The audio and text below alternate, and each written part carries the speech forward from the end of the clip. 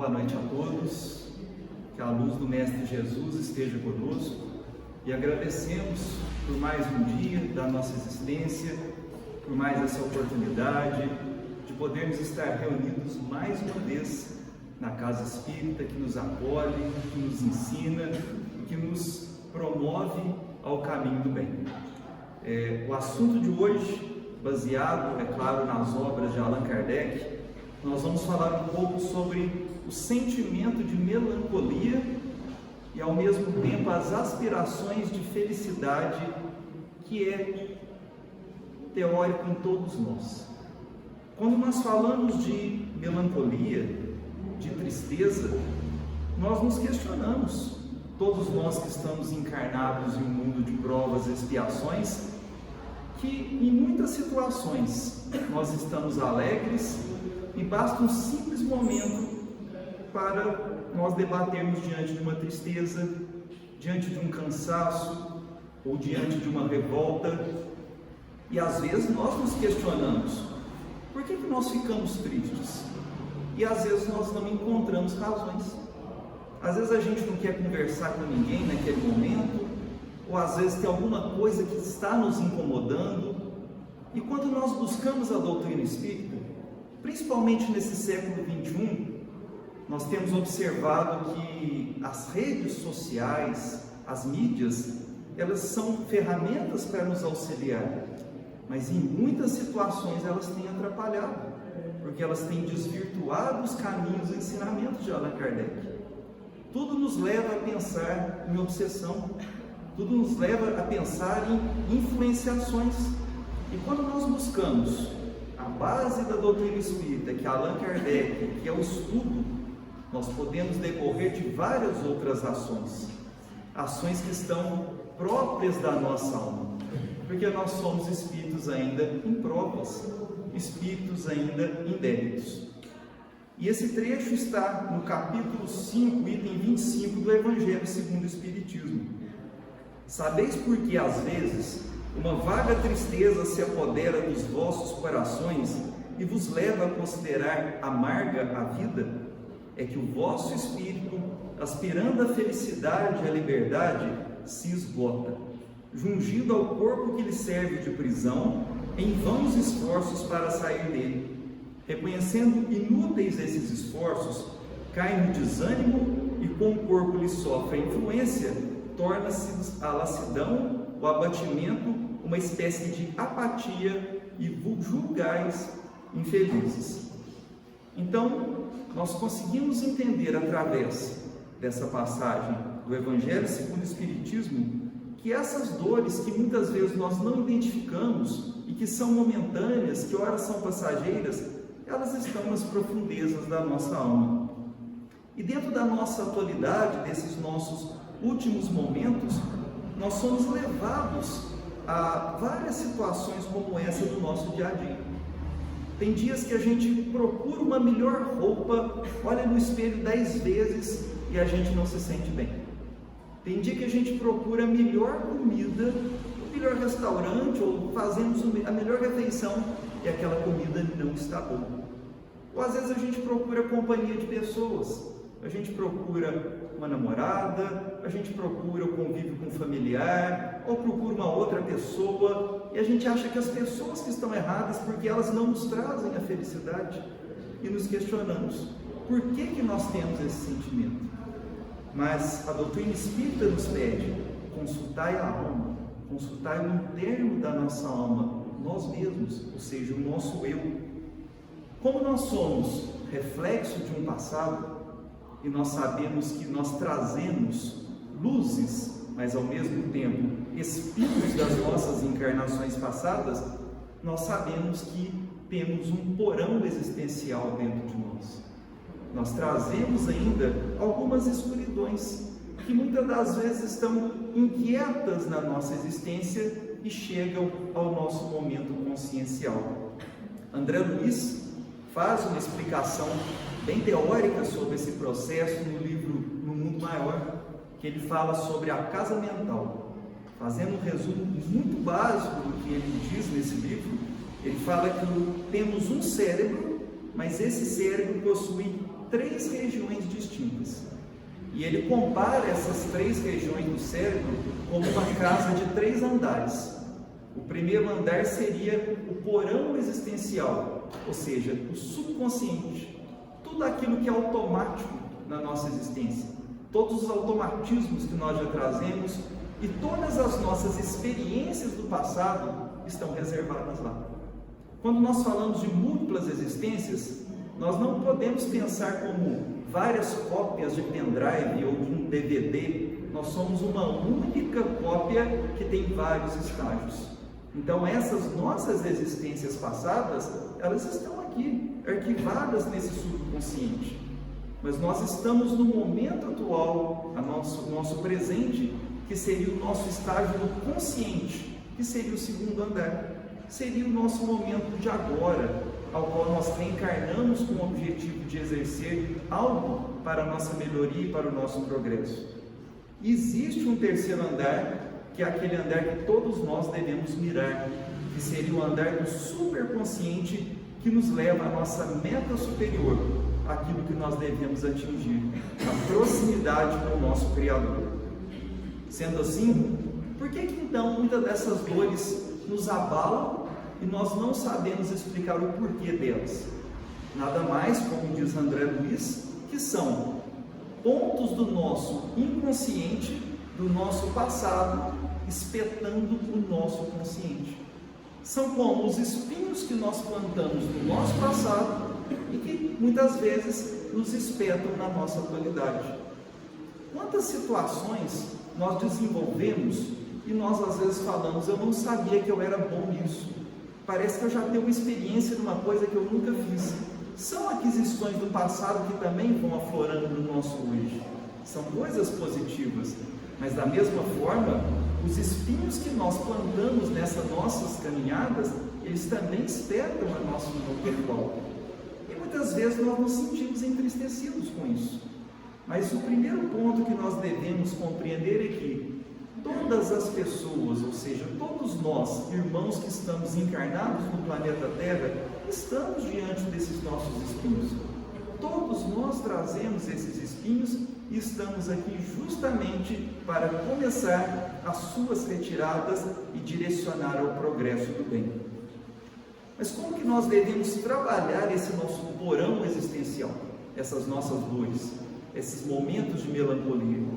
Sempre devemos buscar as orientações do Pentateuco Espírita.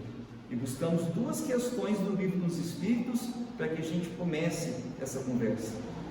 E a primeira questão é a questão 920, em que Kardec faz a pergunta: pode o homem gozar de completa felicidade na Terra? E a resposta foi: não. Por isso é que a vida lhe foi dada como prova ou expiação. Dele, porém, depende a suavização de seus males e o ser tão feliz quanto possível na Terra. Então é dito que no mundo de provas e expiações não existe um mundo de felicidade, mas nós temos a condição, através da grande virtude deste mundo, que é o Evangelho de Jesus, de suavizar algumas situações da nossa existência e tentar buscar ali os princípios de felicidade em nossa alma. Então, o Livro dos Espíritos, ele relaciona muito bem com o que diz o Evangelho de Jesus.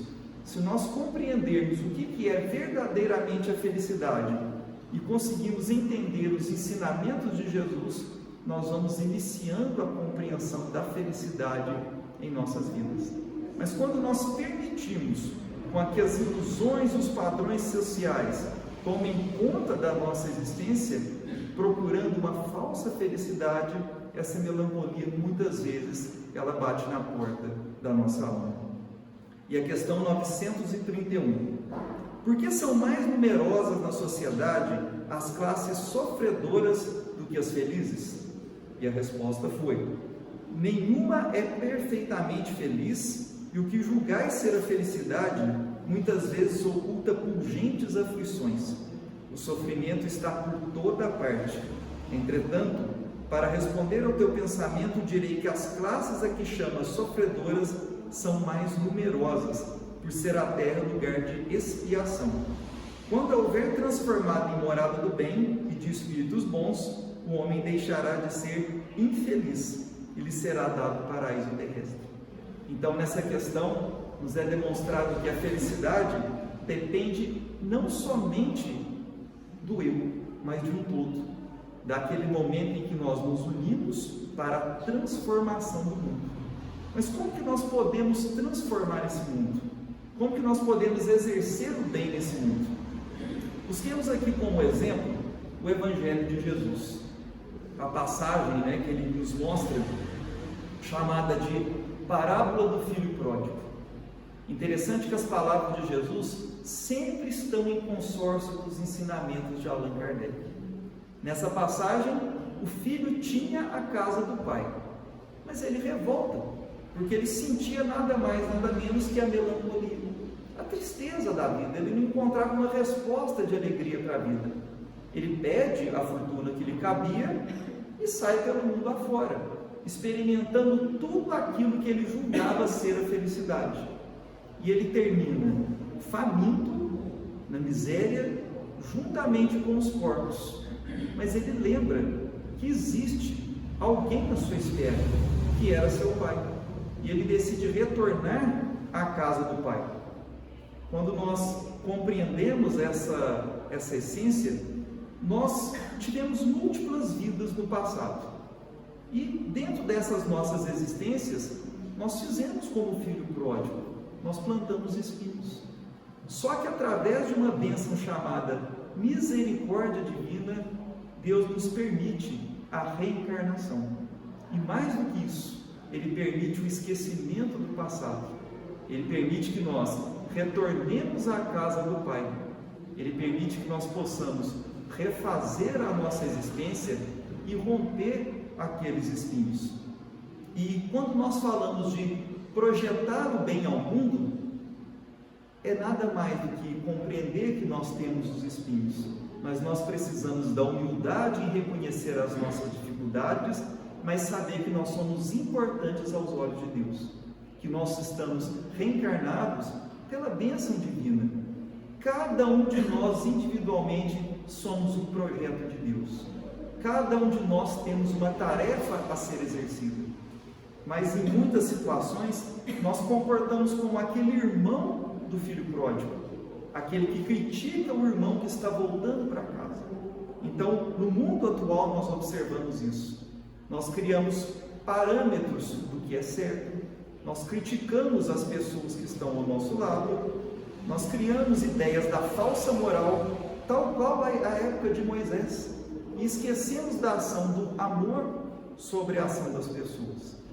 Mas quando nós retornamos à casa do Pai, arrependidos porque nós sabemos que temos os espinhos, mas que existe um Pai que acredita na nossa ação e na nossa melhoria, nós temos a certeza que a verdadeira felicidade inicia. Dificuldades nós trazemos, imperfeições são múltiplas, todos nós a temos, mas existe alguém que deseja o nosso progresso. Existe um planejamento que foi feito para que nós descêssemos à terra novamente, à casa do Pai, para exercer o amor ao mundo. E quando nós falamos exercer o bem ao mundo, a gente às vezes pensa: nossa, mas eu precisava ter uma influência na sociedade, eu precisava ter recursos para atender a sociedade. A caridade, a essência do amor, ela se faz nas coisas mais pequenas. Observamos uma das tarefas mais sublimes que existem no mundo. Nós que estamos encarnados na posição masculina, não temos a condição de entender o que é uma tarefa de uma mãe no mundo. Aquela mãe que exerce uma tarefa de educar crianças, de receber espíritos do passado com os débitos e conseguir ajudar aqueles filhos a retirar espinhos mediante os preconceitos do mundo, mediante as imposições absurdas do mundo, são essas que retornam ao plano espiritual certamente entre aplausos. São essas exemplos de mulheres que desenvolvem o verdadeiro bem ao mundo, talvez sem recursos, mas com o verdadeiro combustível que é o amor no coração. E o Espírito Hamed, no livro As Dores da Alma, ele fala que as ilusões que criamos servem-nos de certa forma de defesa contra as nossas realidades amargas. Embora possam, por um lado, nos poupar das dores momentaneamente, por outro, nos tornam prisioneiros da irrealidade. Observamos a bênção que é a casa espírita. Nós não temos hierarquias. Não existe professor de espiritismo, porque todos estamos no mesmo barco. Então, quando nós vemos no nosso mundo afora as ideias de superioridade, as teorias que levam o desejo do mal ao mundo, ao progresso da maldade, e achar que, por exemplo, o bem só vai existir utilizando-se de ferramentas do mal, isso nada mais é do que o esconderijo das dores que estão na alma. Quando nós desejamos o crescimento verdadeiro do bem ao mundo, ele só pode ser feito com o coração banhado no bem. Corações banhados em ódio, em revolta, não conseguem resolver problemas para exercer o bem ao mundo. Sendo assim, nós lembramos também de uma passagem em que Jesus estava sendo preso para ser crucificado. No momento em que ele estava para ser preso, claro que Jesus já sabia de tudo isso, os soldados chegam. E Pedro, no momento de revolta, isso está narrado em João, no capítulo 18, pega a espada e decepa a orelha do soldado chamado Malco. E Jesus fala: Pedro, embainha a tua espada, porque quem com a espada fere, com a espada será ferido. Se nós desejamos esse mundo de amor, um mundo harmonioso, creio que todos nós estamos vivenciando a necessidade do amor ao mundo. Nós não vamos conseguir exercer esse amor utilizando de espadas, mas nós podemos utilizar do amor projetando novas sementes. E as sementes se encontram nos espíritos que têm chegado à Terra, nas salas de evangelização, nas crianças que estão abertas a receber o carinho e as informações, tal qual um terreno esperando um bom amigo. Nós temos que projetar o nosso bem e os nossos exemplos para que crianças e jovens possam daqui a um tempo exercer esse bem ao mundo, exercer essa jardinagem do bem ao mundo. Então, muitas vezes, quando nós somos críticos, preconceituosos, quando nós desejamos o mal ou temos a ideia de superioridade, nós estamos querendo defender o bem, mas utilizando de espadas. E a defesa do bem, ela se faz através da retirada de espinhos. Quando nós enxergamos um espírito na sua tenra idade, e nós temos uma capacidade de retirar o espinho daquela criança, utilizando dos nossos exemplos e fornecer a luz para que um dia seja como um farol ao mundo, certamente nós estamos embainhando as nossas espadas e projetando o bem. E necessário também, para alcançarmos essa felicidade, é a mudança dos nossos pensamentos e projetar as melhores sintonias. Nos momentos em que nós estamos ali, nesses processos de melancolia, sem explicação do porquê desses sentimentos, lembremos da questão 465, que pergunta: com que fim os espíritos imperfeitos nos induzem ao mal? A resposta é: para que sofrais como eles sofrem. Então, quando nós permitimos com que a revolta fale dentro de nós, nós sintonizamos também com espíritos em revolta. Quando nós projetamos que, mesmo pequenos que nós somos, mas nós projetamos o bem e o desejo do progresso e da melhoria, nós sintonizamos com espíritos que podem nos ajudar nesse progresso e nessa melhoria. Então, nós podemos concluir que a melhor saída nos nossos momentos, nos nossos dias atuais, se faz com uma ferramenta chamada de gratidão. Quando nós estivermos naqueles momentos tristes, nos momentos em que nós estamos sendo atacados, que nós estamos sendo rebaixados, ou quando a gente não acredita no nosso potencial, olhemos para o espelho, olhemos para as nossas mãos, olhemos para o nosso corpo físico. Nós somos um espírito, mas nós recebemos todo um comando de várias células que estão organizadas em órgãos, vários sistemas, em um perfeito funcionamento para o nosso trabalho aqui na Terra.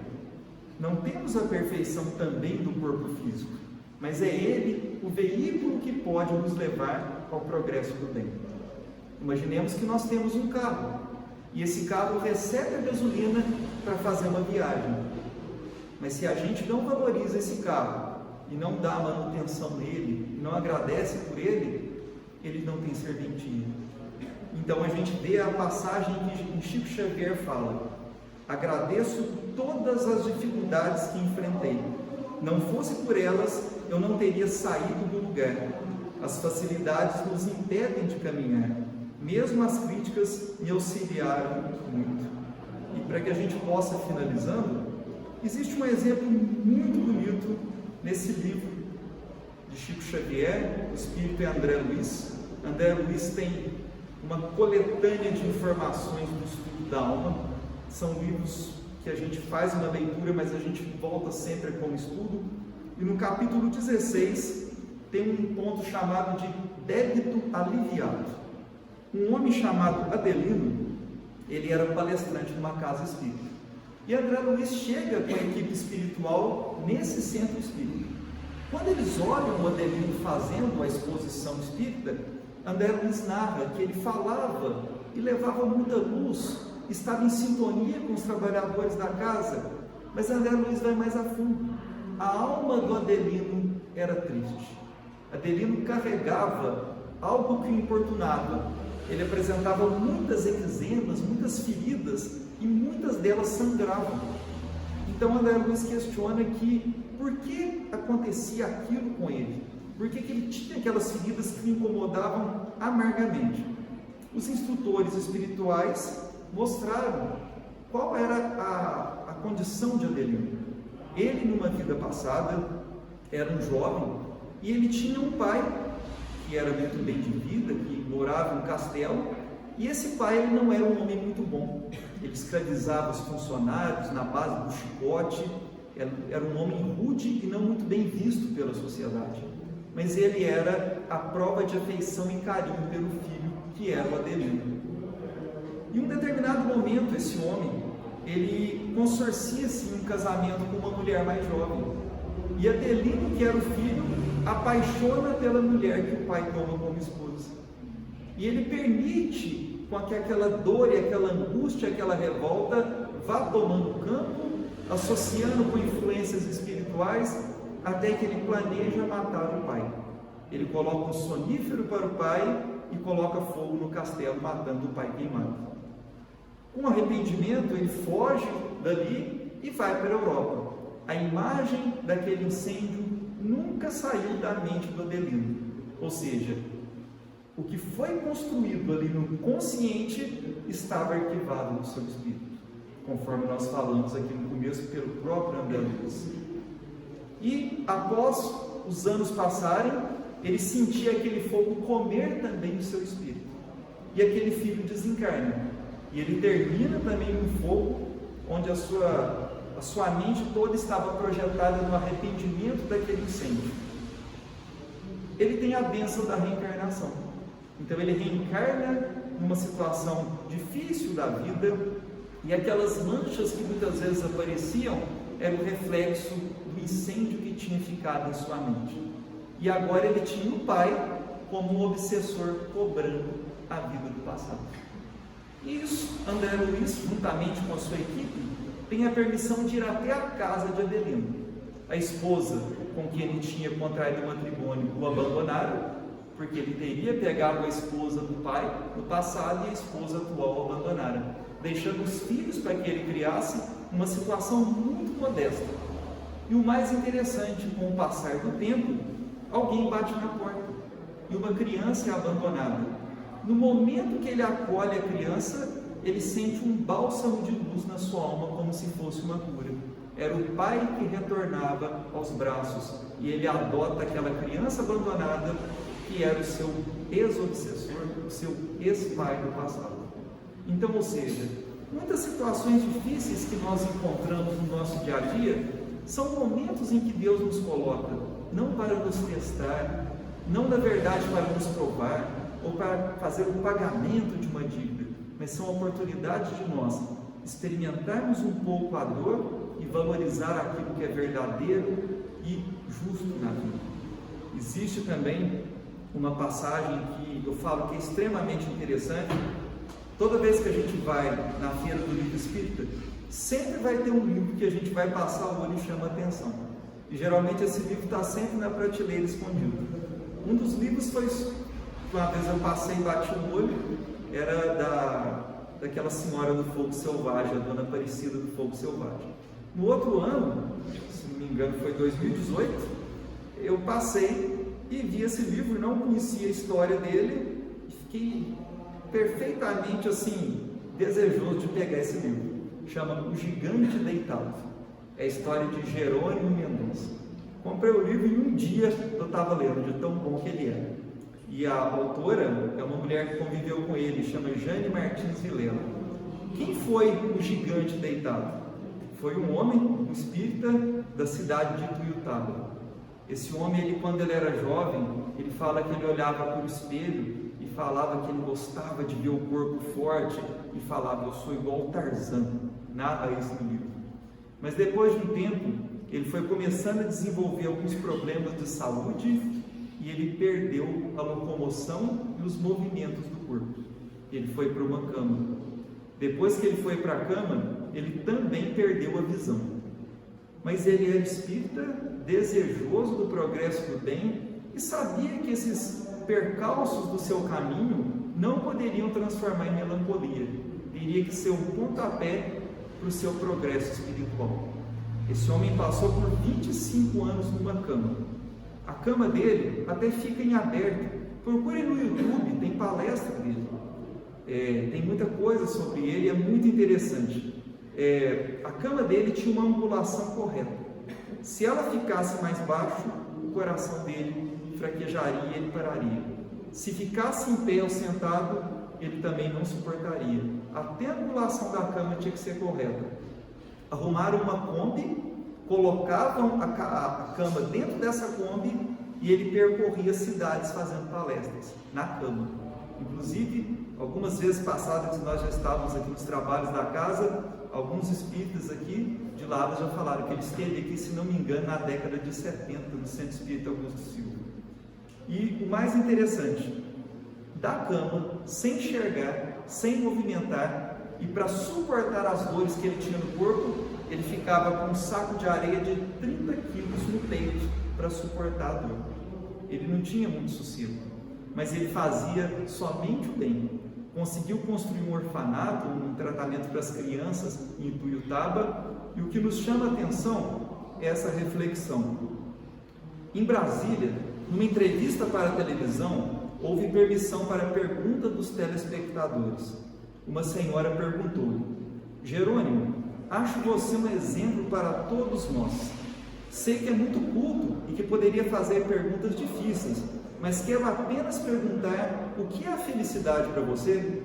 Ele meditou breves segundos e respondeu alegre: para mim, senhora, que estou nessa cama há 25 anos, seria por um minuto apenas deitar-me de bruços.